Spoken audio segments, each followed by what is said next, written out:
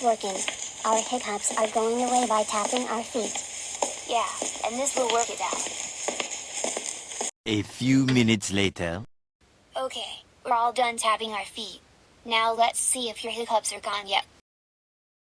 I don't hear any more hiccups. Well, that's good then. Uh-oh, Walter, Miguel, and Leo still got the hiccups. And we need to try something more. Hey, maybe you should look at a book to find something to get rid of the hiccups. Great idea, Mabel. Uh-huh, I got it. Maybe a bathtub can get rid of the hiccups. And we got to make sure it's not too hot or not too cold. And it has to be just right. That will be a great idea, Elio. Now let's go to the bathroom.